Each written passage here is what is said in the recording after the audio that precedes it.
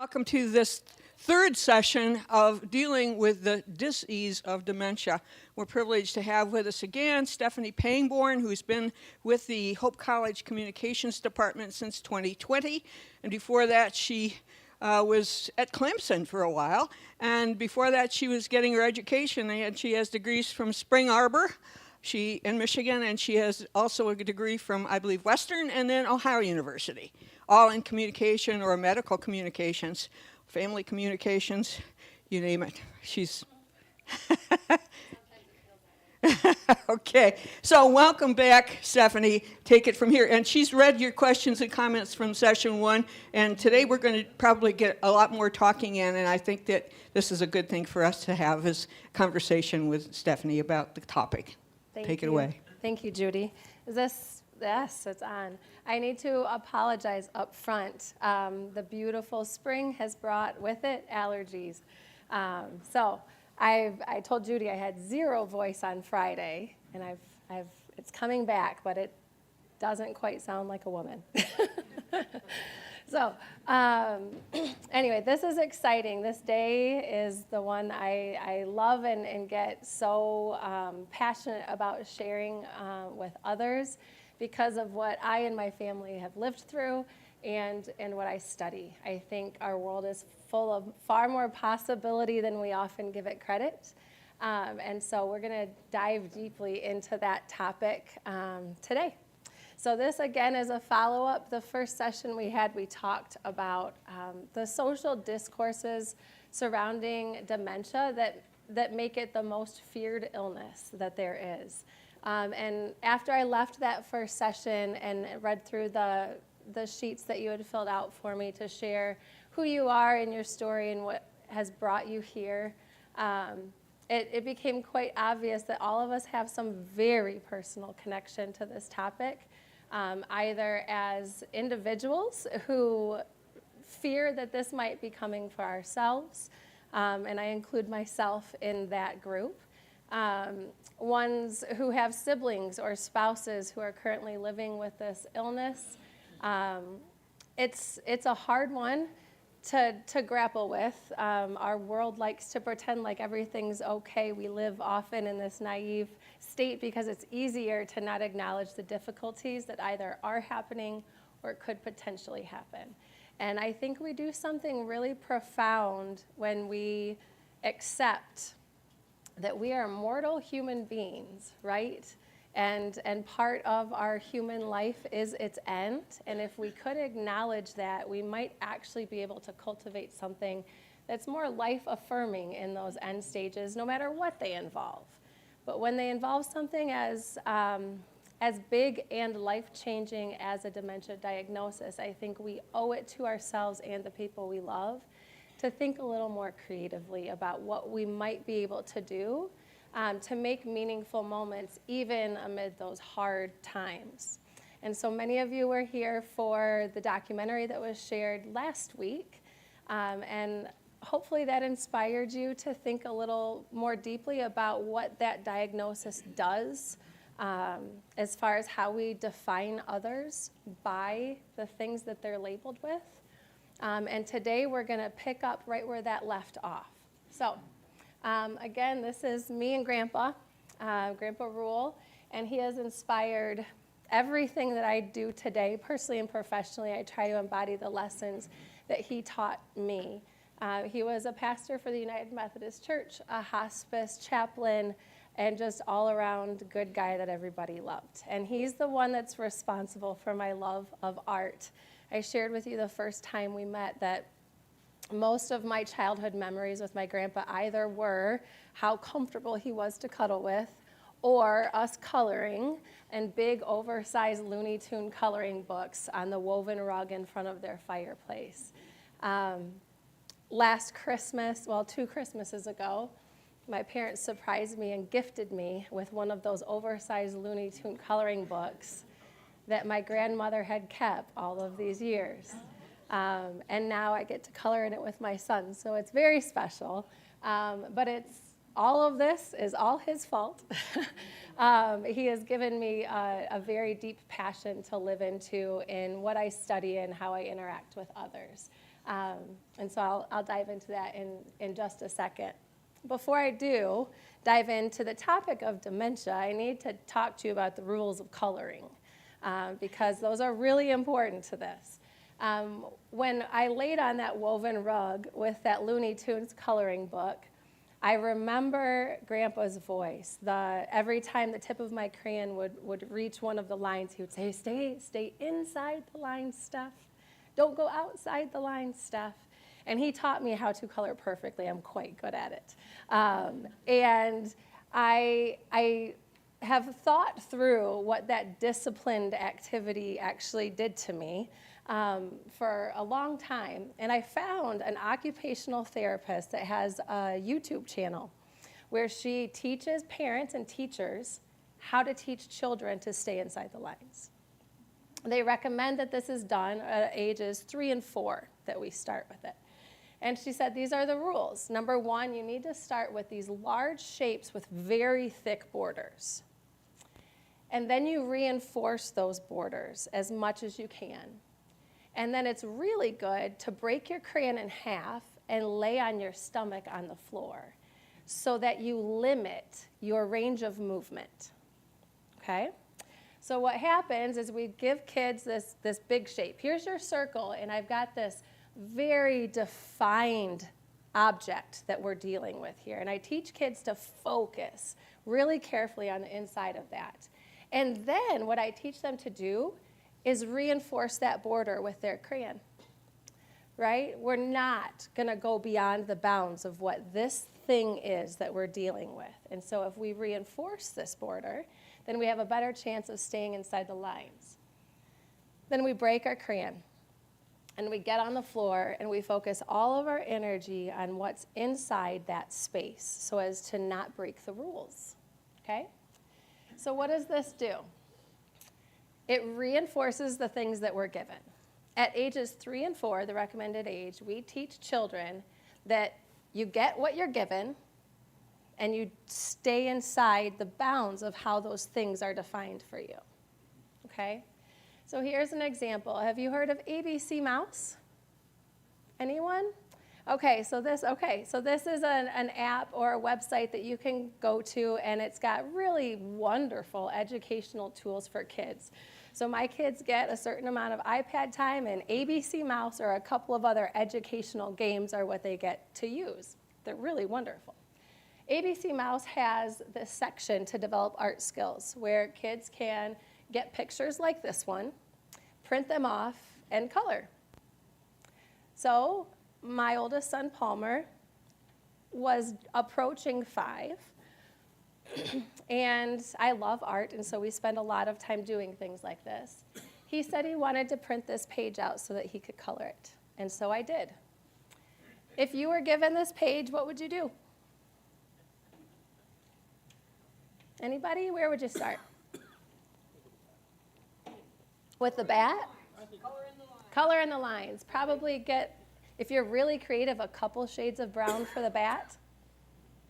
Pick the colors of your favorite team and make the hat that color, right?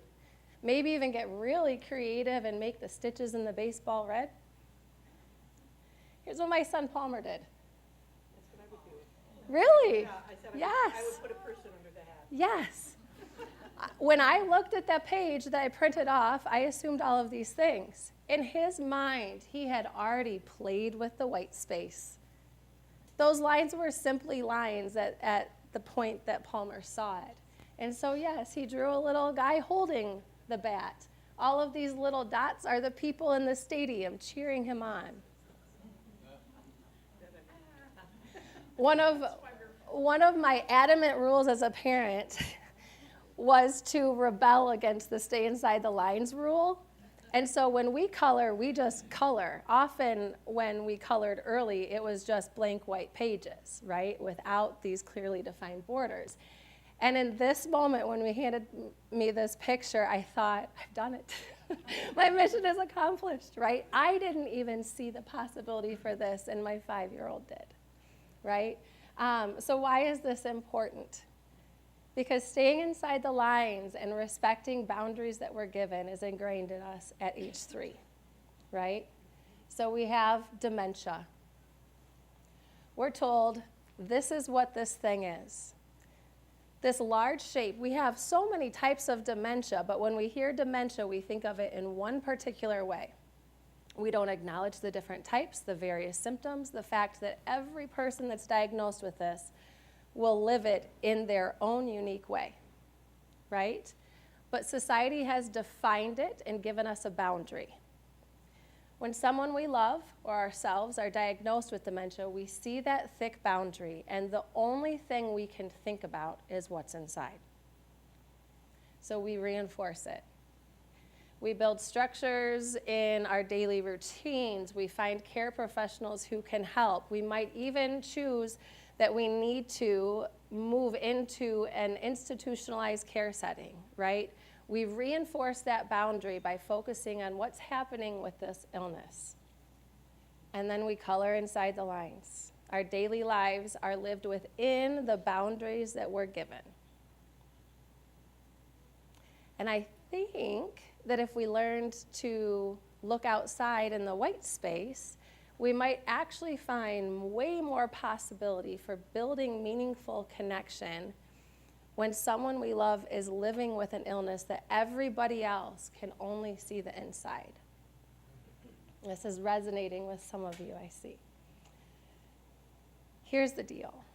Illness in itself is defined and described by many theorists and writers out there as an isolating experience, right? We talked about this the first week, where sometimes you feel like you're living in a tunnel where everything is dark, you're walking alone, you can't see the end, you don't know what's coming or where you've been. And this is described this way for the person living with an illness, but also for the people that love and care and support that person. It's frightening. When we live inside that strict boundary, we can't see much. But Memory Bridge, the producers of the film you watched last week, invite us to see Alzheimer's as a dis-ease, not focusing on the disease, which is a medical condition that we look at solely biologically, what's happening in the brain, right, and the symptoms we experience. But what if instead we realize that if we look at the problem of Alzheimer's as the dis-ease that it imposes in relationships, that we might actually have a lot of capacity, a lot of agency to create meaningful moments where others are telling us they don't exist. And so if we can come together in relationship in meaningful ways, today what I'm going to suggest as developing courage for creative care, that we might actually end this emotional isolation that so many of us experience, people living with the condition and those who love them, right? By coming together and resisting those boundaries, playing with the white space, figuring out what it's going to mean for us. So there's a couple of theories and books that I'll describe very loosely. I brought several of them with me. And I also have a resource sheet that I've provided to Judy that you'll all get links to. Just some books and websites and people's work that I've encountered throughout the past decade that have been like really helpful in developing my creative approach to building relationships. And so one of those that is on there is The Paradox of Hope. This is written by Cheryl Mattingly. She studied, she was one of the first researchers to really grapple with what is hope anyway. It's very ironic now that I find myself at Hope College speaking at Hope Church about this. But she defines hope as a paradox. She says you can't understand hope fully unless you're willing to admit that when you need hope, you are intimately connected to despair, right? This naive, passive, head in the clouds, rainbows and butterflies thing that we often think of as hope is not sufficient when we actually need it, right? And so when my grandpa's diagnosed with Alzheimer's, I don't come back to Michigan and go about my daily business and just pray really hard that he'll be okay.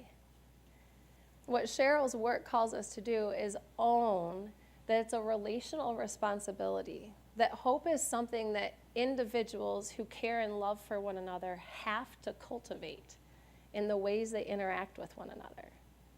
That hope is something that we create together in relationship. It's hope and resilience is not something that like just some special individuals hold in themselves, right? It's something that we have to do and commit to and admit that it's hard sometimes. So, in acknowledging what hope is in the context of dementia, which is a context that demands it, right, because of how difficult it is sometimes, 3 key challenges, and we've gone through 1.5 of these so far in our time together. The first is to really grapple with what those definitions are that induce so much fear when we hear the word dementia, right? And recognize that they are doing something to us. Like the documentary said, when we hear the word dementia, the switch flips, and we look at others a little differently, right? So when we examine those perspectives and understand that they are so focused on loss that they limit any possibility, we can say, I accept the hard things about it, but I refuse to believe that's the only thing I need to pay attention to right now, okay? And once we acknowledge that, we get to redefine people who are living with dementia and ourselves as people who love them, right? We get to take that switch that was flipped and say, no, I am in control of you, right? And we get to think more creatively about that. And then once we do that, we can cultivate creative courage. So the number one thing, examining the deficit perspectives, this should look familiar from a few weeks ago now, but understanding any health experience as personal, relational, and conditioned by the social discourses and the societies and environments that we live in, right? So if the personal and relational experience of dementia is conditioned by whether we accept or disrupt those deficit perspectives, then really I feel like the only choice is to get a little rebellious, right? To say, I acknowledge that there will be hard times, and sometimes it'll be really hard. But if every day I choose to be one that I'm going to try to connect when everybody's telling me I can't, then I will cultivate moments that I will get to hold and know that I've cared well for someone, okay? So here's where we're going. I'm going to tell you stories today. I hope you don't mind. Stories of people that I care deeply about. When I was at Clemson, I worked with a long-term care community, continuing care community called Clemson Downs. In fact, it was the number one reason I took the job at Clemson, because this was only a couple of miles away from the school, and they invited me to do this work there. So they were creating a memory care home the year that I moved there, and I had undergraduate and graduate students working with me in these spaces, being friends. We didn't even label it volunteers, but they would come whenever their schedules would allow. And the room in this facility that was supposed to be for physical therapy, Dr. LaHoop and my friend Ruthie, who worked at Clemson Downs, took the label off the door and named it the Creative Studio. And we filled it with paint and paper and all sorts of craft supplies and cameras and musical instruments, anything that could allow people to come together and create something meaningful, okay? And so this particular picture is one where my students and the residents at this facility imagined otherwise. And actually, this is where I got the idea to start talking about coloring outside of the lines. So here we have 2 of the residents, and then the resident's wife, and 3 of my graduate students. This is the outcome of the painting I'm going to tell you the story of. The Clemson paw is a very special thing in Clemson, South Carolina. Okay, and many of the residents actually either taught or went to school at Clemson, and that's why they chose to live here. So this started as a blank white canvas, and we asked the residents what it was they'd like to paint. one suggested the clumps in paw. And so quickly, we got a projector and traced the outlines of the paw. And at that moment, this particular resident wasn't at the table.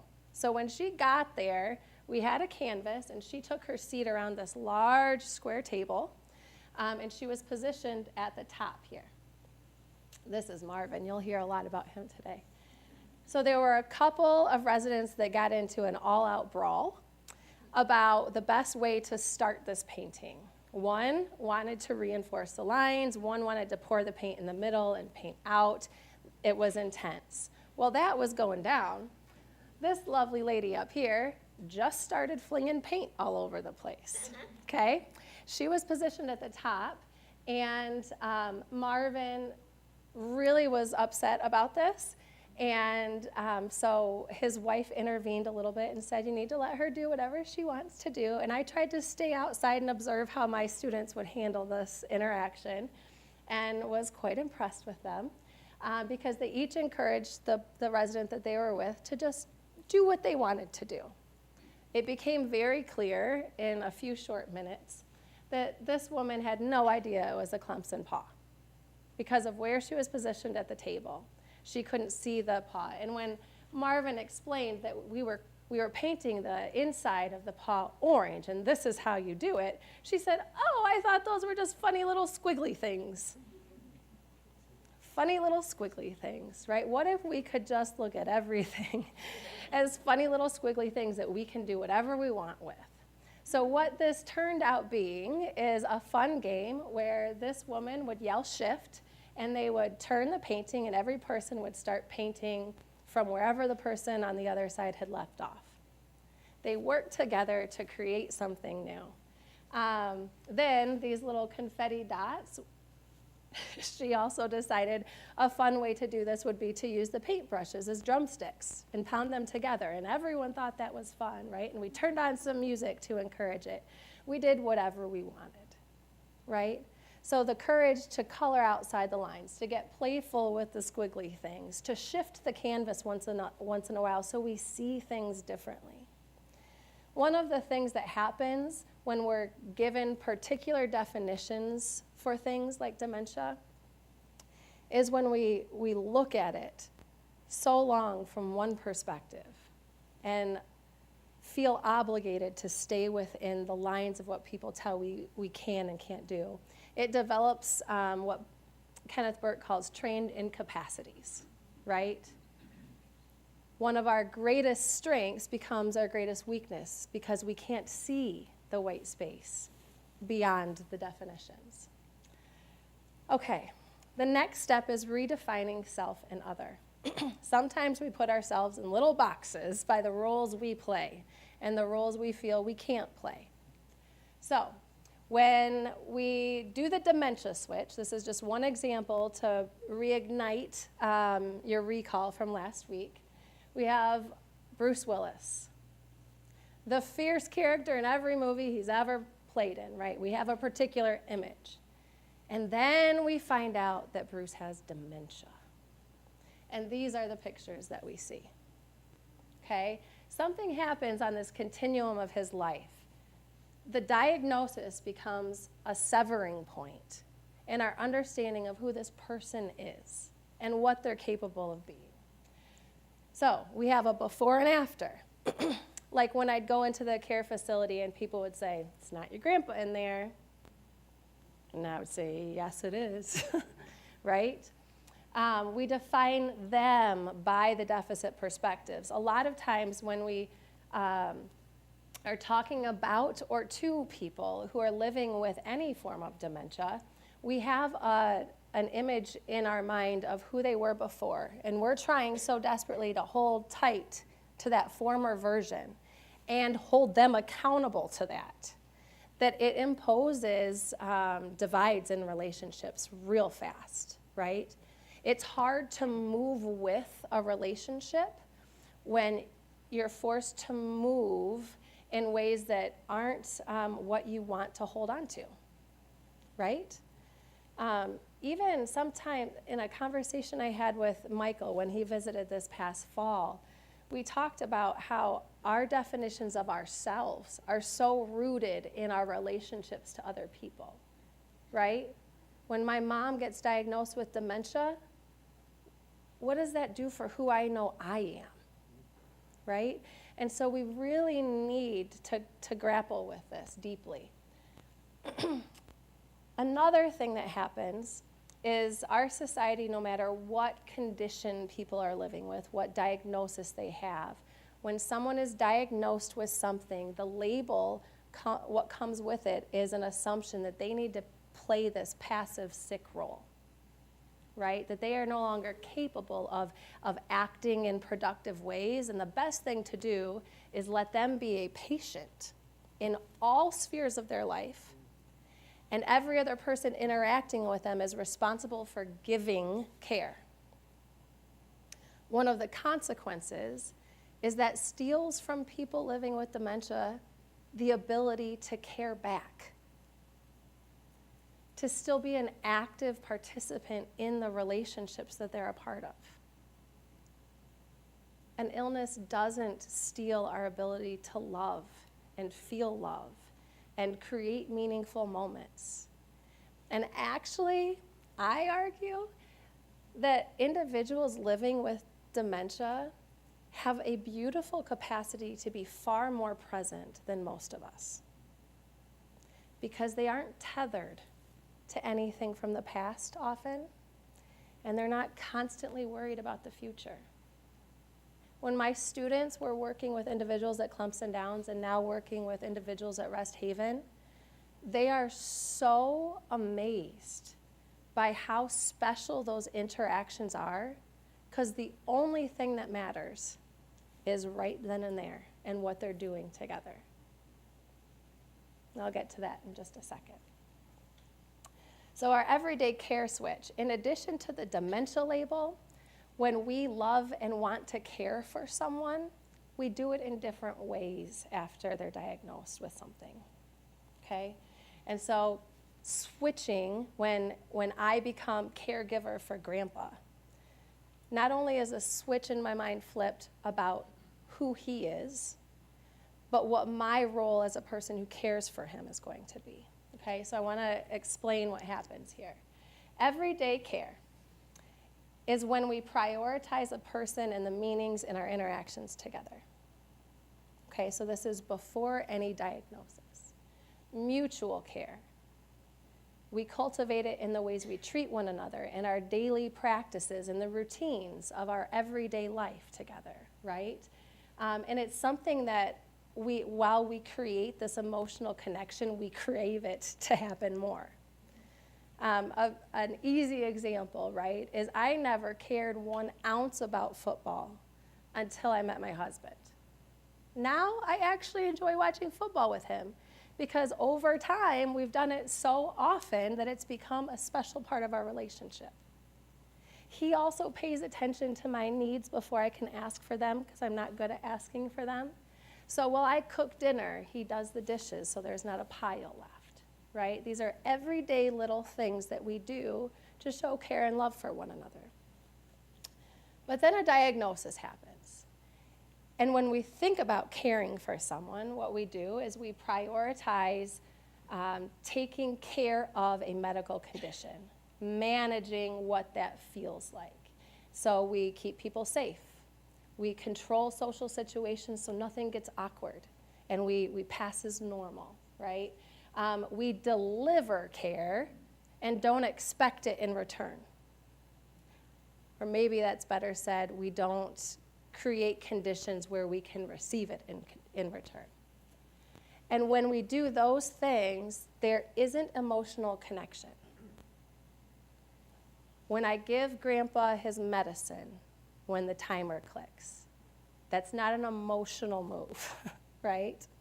And so we've switched how we look at the other person, and we've switched how we look at ourselves. Here's what's encouraging, right, is there are actually people who are trained professionally to do this kind of stuff.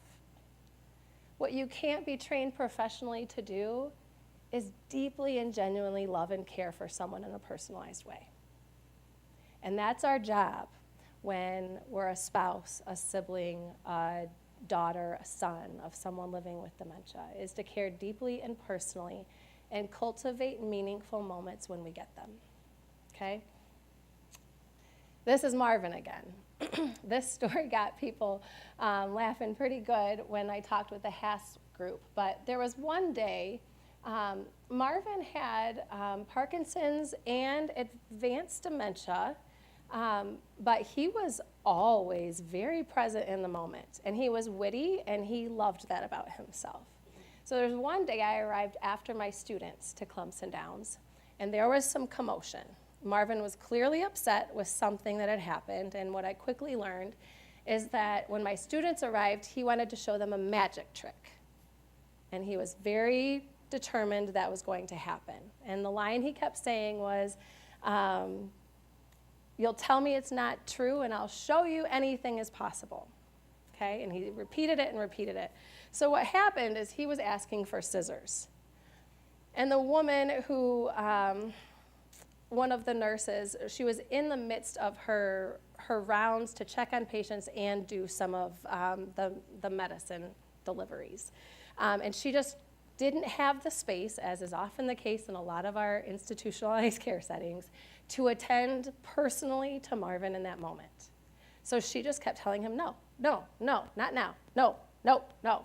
He did not like that word, and my students came up to me and said, you've got to fix the situation. Well, so I went up to the nurse and assured her that I understood the rules and why Marvin couldn't have scissors if she wasn't with him, but that I could be with him, and I would sit with him, and I would make sure that nothing bad happened, right? And so she opened the locked cupboard and made me swear on my life that I would make sure that Marvin would be safe, and I walked over to the table with scissors. And they were the kindergarten child scissors, right? Safety scissors. And he looked at me without saying thank you, said, that's the best you could do? And I said, yes, this is the best I can do right now, but here are scissors. Show us that nothing is impossible. So he took a piece of paper and folded it, and then spent 13 minutes with my students and other residents lined up as an audience, and cut and cut and cut. Now, this is an individual with advanced Parkinson's and dementia, right? This is intense focus. And he's been given the opportunity to create a moment, and he is fully living it. And so as he cut and snipped back and forth, what he was telling my students is, I'm going to cut a hole in this piece of paper and walk through it. Now, the paper to start out with was about this big, and my students knew for certain that this was not going to happen, that they were obliging him. But the way he cut back and forth from opposite sides, actually what happened is it created a circle that was a half an inch thick that he unfolded and walked through. And everyone had grand applause, right? And he said nothing is impossible. I had the most profound discussion with my students after that visit. Because we see and think in particular ways, but if we step outside of that for a second, one of my students, Chandler, said, magic really is possible. Yes, magic really is possible when we do things a little differently. Okay, the last challenge is cultivating creative care. So first of all, what is creative care, and how in the world do I cultivate it in such hard circumstances? It's actually pretty easy, and it's a lot of fun. So I've got examples after I talk about what this is. So Rollo May wrote a book called Creative Courage. It's absolutely wonderful, not too long, but pretty deep. But he defines courage as a conscious decision to move amid conditions that challenge us, right? Same as hope. It's not just some people are courageous and some aren't, but all of us have a choice to say, I feel stuck in the circle by the ways society has defined something, and I don't know how to get outside of it, right? There are types of courage that he goes through. We have moral courage, is when we use our eyes and our hearts to actually see and feel another person's suffering. We put ourselves in positions to be moved by what other people are feeling, okay? Another type of courage is physical courage. This is where I'm using my body to listen to another person. Not only am I putting myself in those spaces, but I'm using all of my senses. Think about how important this is in the context of dementia. In late stages, some individuals have a hard time putting together sentences and even recalling words. And some people assume they can't communicate then. And that's just simply not the truth. There are all sorts of ways we communicate with our body. But what we need to do as listeners, as lovers and carers of these people, is figure out how to listen better when words aren't part of the equation, right? Social courage is when we pursue relationships amid inherent risks. I cannot tell you how many people, friends, professors, doctors, nurses, hospice workers, asked me why I was doing this to myself when I would go visit Grandpa. Some days I would leave with tears flowing, right? Because I was overwhelmed with what was happening. But while I was with my grandpa, we were cultivating meaningful moments that I now get the pleasure of cherishing as part of our relationship, even though he doesn't remember them, right? So what May does, after explaining these three common types of courage that we often refer to, is he says there's another type of courage, and this is called creative courage. And it's when we use all of the other types to inspire ourselves to imagine otherwise, to create something new of the shapes we're given and the definitions we're given, to look outside in the white space and be fully present with other people, where we're attentive to suffering and challenges, where we're listening with our full body and all of our senses, right? And where we're pursuing relationships actively, trying to cultivate hope in spaces where it's hard and risky. But creative courage is beautiful when it's pursued. And there are a lot of ways you can do this. I mentioned the resource guide that you'll get a link to, and these are a few other things that are on there. Ann Basting is really well known for her creative work in memory care settings. She's written several books. I have a few if anyone wants to stay after and look at them. But she says part of this is forgetting memory, forgetting about it. Because what we need to do when we cultivate creative courage to pursue relationships and meaningful moments is that we focus on the present. But the present moment, she says, is an alien planet for most of us. In our busy lives, where we're always thinking about what happened and what's going to happen and our to-do lists and what has to happen, most of us actually don't understand that we can just choose to be present with other people. And it's uncomfortable because we don't practice it very much. But if we forget memory, then we can let go of, for the moment, our fears and what has been lost and focus on what we have still, right? Alive Inside is a documentary. Have any of you heard of this? Okay. It's amazing. Hope has it digitally at their library, and I have a physical copy that I could share with anyone who wants to view this. But his last name is Cohen, and he was a social worker, and he was committed to changing what he constantly saw happening in long-term care facilities for individuals with dementia. He says, it doesn't make sense to me that we don't bat an eye that thousands of dollars of prescriptions are written a month for individuals, but we can't spend a little bit of money on something very simple, like music. So he started the Music in Memory, brought iPads into care facilities filled with music from the generations that people loved. And what happened is that individuals who were non-communicative or combative or would just sit in their chair at the side of the room and not interact with anyone became alive. And there are a ton of videos that went viral on many social media pages a few years ago about this. One of them was called Henry Wakes Up, and you may have seen that. But you put music on, and it alivens something inside.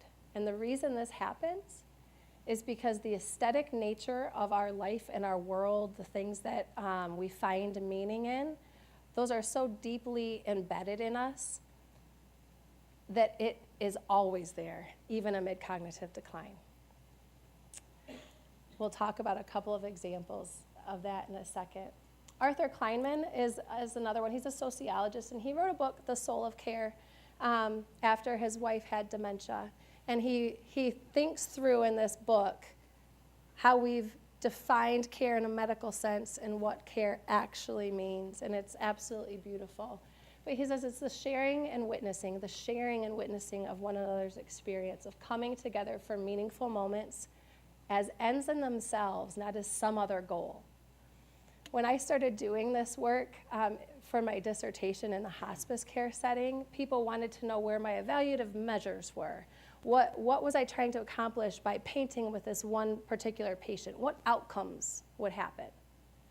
And I would say the outcome is that she and I are painting together, right? And I understand from a research perspective, especially quantitative research, that we want measures attached so that we can prove something. I didn't need to prove anything when I was with my patients. I felt it all, right? And so did they. And so we need to free ourselves to do that, because those moments have some moral significance that will never fade, and both people in that moment feel it. Okay, I've got just a couple of quotes from Basting and then a lot of examples for you. Anne wrote about creative care. We need to shape a world in which care partners, that is a person living with dementia and the person caring for them, invite each other into meaning-making together, adding something new and valuable to the world. A world where growth is possible, even in the deepest loss and all the way to the end of life. It helps us imagine and shape a world where care is reciprocal healing, where loss is no longer a black hole that consumes everything around it, but instead can invite us to become our best selves. Even though it was hard to walk through the experience with my grandfather, and then years later with my maternal grandmother, who had another form of dementia, right? I became a better person in the process of being with them. And I can't explain that away. I just know it in my heart. I am different, right? My heart has been etched in a particular way because of the efforts that I took and the moments that we made together. She also writes, at its heart, creative care is not really about painting or singing, although those things certainly do happen. Creative care is an agreement between people to imagine themselves, each other, and their worlds a little differently. It is an invitation to shape the world together. For people denied the tools for world shaping, this invitation can be a profound and life-changing act of healing. Think about how much we don't allow people to do after they're diagnosed with dementia. When we focus so much on loss, we build rules around the situation to protect everything that's left because we don't want to lose anything more. And what that feels like in relationship is that you have no choice. You have no control over your own situation anymore, right? And it's hard. And I promise you, the simplest choice can make a profound difference. Like when my students at Clemson or my students from Hope work with memory care individuals, giving them the choice of whether they want to paint with blue or orange paint changes the day because they got to decide what size paintbrush they use, right? If they want to do strokes or fling it at the canvas, it is up to them. This is a space where there are not rules, and they can create. And in the process of creating something, we continually create our relationship in ways that lets everyone grow and get to know one another differently. Speaking of getting to know people differently, this man I fell in love with. And my husband knows, so it's okay. His name is Ed. And these are his two daughters, one of whom is from Michigan. But I got to know him at Clemson Downs when he moved in. And when they decided to move Dad in, they were told that we had this creative studio. And their reaction was, oh, that's sweet, that's nice, but Dad is not going to want to do that. And so they go their separate ways after they move Dad in. And I'm in the creative studio with my students and a couple of residents. And he walks by and peeks in, curious, not moved, right? So I went out in the hall and invited him to come in. And he said, I don't do that kind of thing. And I said, well, you can sit with us. No, I'll go back to my room. So I walked into his room and I said, do you really want to sit alone in your room? Or would you like to come sit with us? And so he came in and sat with us. And he sat there and watched other residents paint. And he thought there was a better way to do it. And so he'd make little comments to me about that. And I said, actually, that's a really great idea. He thought that one person was putting too much paint on and we needed to spread it out.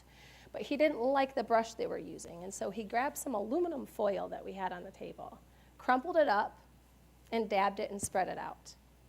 And it was gorgeous. Like, it was absolutely gorgeous. And in that moment, he realized there was something inside of him that hadn't been tapped into.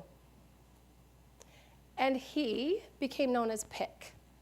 Everybody in the facility started calling him Picasso, which became Pick after not too long. And so he would create every time I or my students were there. Those were some of the paintings, actually. We had a public art show in the library down at Clemson where all of the residents showcased the artwork. And both of his daughters came to that art show. One required a flight to get there, right? But it was special. And in talking with both of them afterward, I think I grasped the consequence of the work I was doing in a deeper level because they said, Dad, head of a Fortune 500 company, they knew him as a businessman. He had never picked up a paintbrush in his whole life, not even to paint a wall in the house, right? They had defined him and understood him in a particular way, and after diagnosis, said, Dad doesn't do that kind of thing. This moment allowed them to see something new about their dad that they loved. And after this, they would visit and they would do art together. And they now have a lot of the pieces that he developed in this space, right? Significant things happen. Why I feel so passionately about creative courage and caring is because this is my favorite definition for health. We've got 20 different definitions that many people gravitate toward. One of the most popular from the World Health Organization about being a state of mental, physical, and social well-being, not just the absence of disease. This one is from a book called Healing Invisible Wounds, written by Kapoor. And I rooted my entire dissertation on this definition. Health is a personal and social state of balance and well-being in which people feel strong, active, wise, and worthwhile, where their diverse capacities and rhythms are valued, where they may decide and choose, express themselves, and move about freely. Consider this definition in contrast to the common picture of a memory care home. People are not moving about freely. They have very little choice, right? Their diverse capacities and rhythms are not necessarily valued. But we can do that, whether they're at home or in a facility. In our time with someone who's living with dementia, we can create meaningful moments by valuing their diverse rhythms and moving with them. And it is so beautiful when it happens. So I have some examples for you. I told you last week, I believe, about the time that an individual painted on my face with flowers. This was the day. This actually was an individual who was an art teacher, and she had early onset Alzheimer's, and it was tragic in a lot of ways, her story was, but she became the leader of our creative studio. And that particular day when Vivi, one of her friends, picked up the flowers instead of paintbrushes, she taught all of them how she had actually done this before. And they have beautiful paintings. So we've got many of these framed at the creative studio, and I have one too in my office. This was actually done at Rest Haven last summer. All of these ideas that I'm sharing with you, you could find on Instagram. Like just any sort of creative art or art without paintbrush or aesthetic activity, right? You can put these in a Google search and find all sorts of ideas. So I'm not doing anything profound here, but what happens because of them is profound.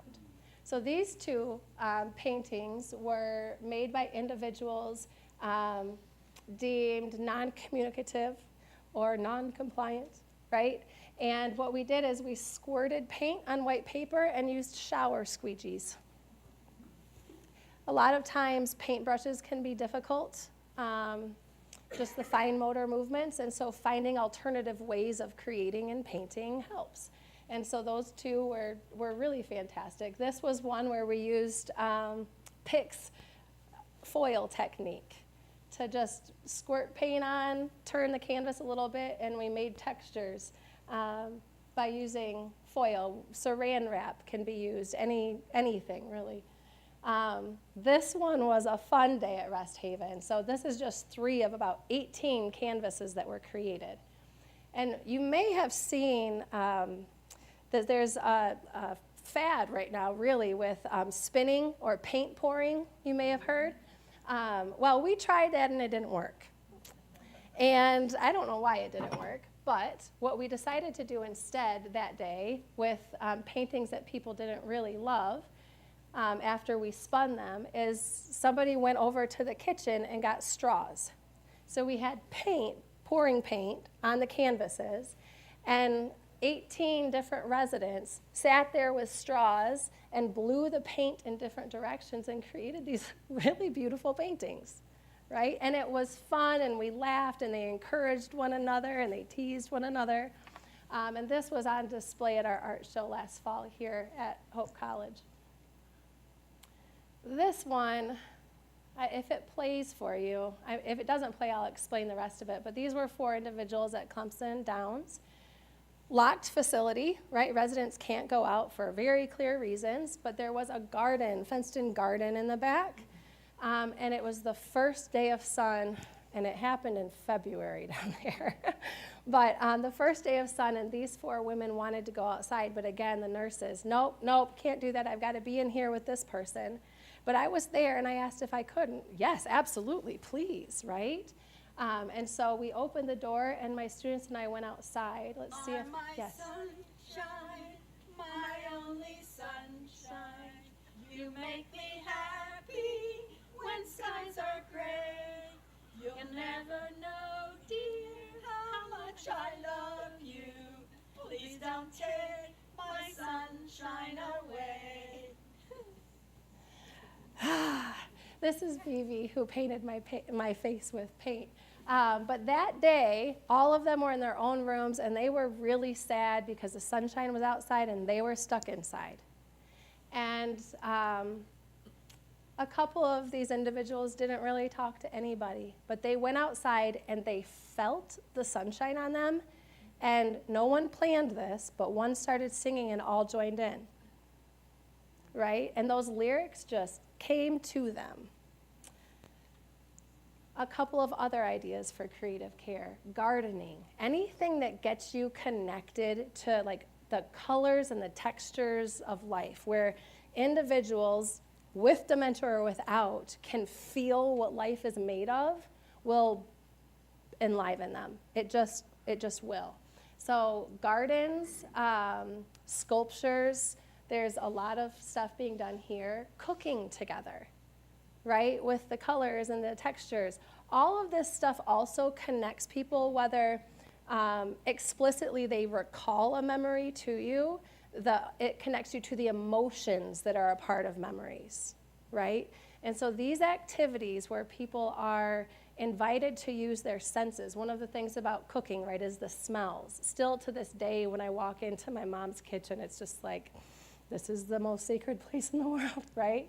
The smells, the colors, the textures that surround us. I don't think I have a picture. I don't, but quilting is another one now. Textured quilts. A lot of people give individuals who move into care homes who have dementia, give them textured quilts to help with agitation. Instead of just gifting it, you could create a quilt together where you're picking the colors and the textures that you like, right? And sitting together and creating this and making a moment of this rather than just a gift. Another one would be looking through pictures, and this might sound silly, but I have a really clear illustration of it. A lot of times we assume that people living with dementia are not going to want to be faced with memories that they've forgotten. And so we don't want to bring stuff up, and we quit talking about things that are meaningful. When I worked with hospice, there was a couple, one who had advanced Alzheimer's and the other who had only weeks left to live because of lung cancer that had metastasized. And they lived in different facilities for insurance reasons. Don't get me started. But what we did is we planned dates where we brought them together, and the woman with advanced Alzheimer's was a singer, and he was a pastor, and they had recorded music together. So what we did was we played the music that they had recorded together while the husband, Leon, looked through pictures and told her stories about their life together. So she was aesthetically triggered to memories from the sound of their voices and the songs that she still remembered and could sing. And she loved to listen to what their life was, even though she didn't have recollection of it. It was absolutely beautiful, and that moment was healing for both of them, right? Another one is musical instruments. To be able to play, there are many people who don't want to continue playing their instruments because they want the last time they played to be great, right? But inviting people to do that again, or playing for them, or singing together. Anyway, there are so many, and I could talk all day long about it, and I've talked too long, because I want to open it up for any questions you might have about how you could cultivate this, or experiences that you've had, anything at all. Okay, please be reminded that we are being recorded today, and if you'll state your name and then your question or comment, and Stephanie will respond. Raise your hands if you have a question or comment.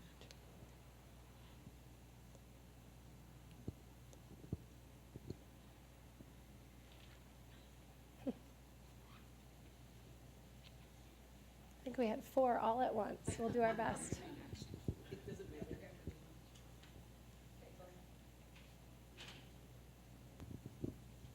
Hi, I'm Hi. Scott. Thank you for your presentation. And I think one thing I was reflecting when no other hands were going up until 4 did, was you mentioned, a number of times, which is I'm sure no surprise to everyone here, that one of the key constraints is the staff saying, we don't have time for, Yes. or if you're able to. Yes. And so I'm wondering if you could share maybe examples, or if there's been analysis of like what is really the constraint in the system, and where have you seen that approach well? And like, is this we spend X and we need X plus a percent, or do we need X plus 50% to do this well across the system? Yeah. Outside of voluntary action.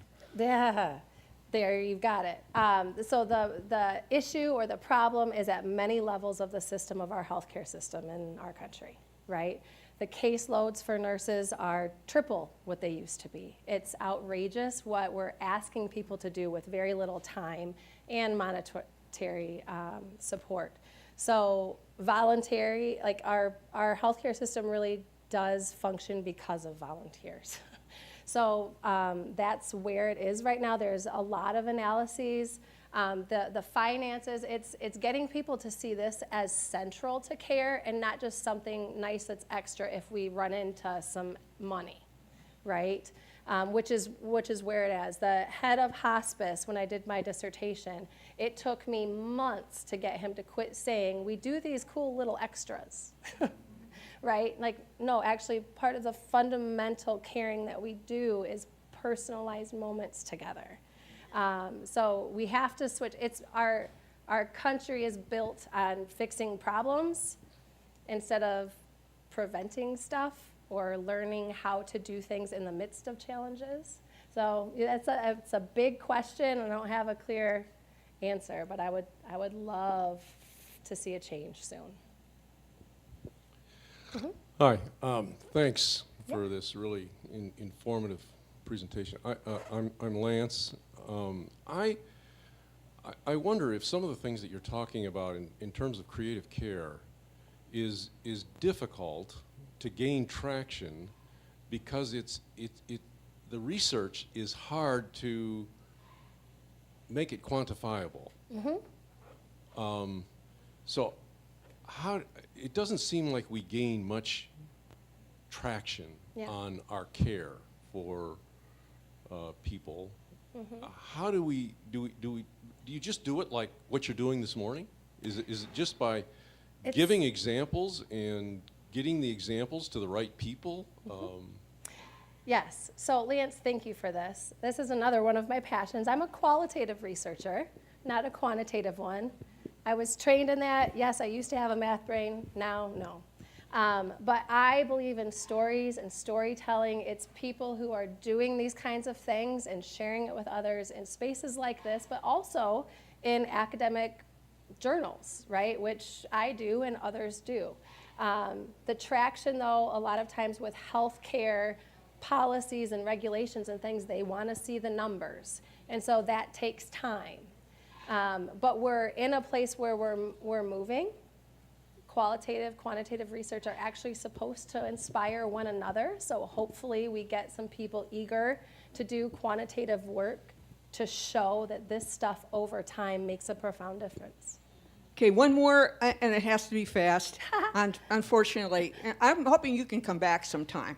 Love it. And, okay, are you, okay. I want to make one announcement, and that is that Kathy Sheridan has a brochure or a page to give you. There is something in Michigan called Teresa's Law, which would require assisted living and memory units to have higher standards of care for elderly residents in licensed facilities. She's urging us to contact our state representative, and for many of this, that is Nancy DeBoer. And so see her for this little handout, mm-hmm. and we want to thank you. Mm-hmm. I'll stay if anyone does want to ask a question. And the links to the copies of our slides and links to additional resources will go out on the Wednesday and perhaps also on the Friday email message that's sent to the church, so you can get those links and get those resources. Thank you so much, Stephanie. Mm-hmm. Thank you for having me. Thank you. Very informative. Thank you. Indeed, thank you. Just a quick note, because it's not in this Sunday's bulletin, we have noted that the next 2 weeks, Peter Bogart and the Creation Care team will be presenting 2 sessions. So next week is entitled Growing a Genesis 2:15 Lawn. And if you don't have Genesis 2:15 memorized, you can look that up this week and see what that could possibly be about. It will be Steve and Corey Veld here from the Good Sweet Earth Grassroots. And they will be talking to you about a Genesis 2:15 lawn. And then the following week, on April 28th, it will be Hope Church in Climate Change, our role, our responsibility, and our witness. And Don Triesenberg will be presenting that. So that'll be the next 2 weeks. And thank you all very much for coming. And now it's time for worship. Thank you.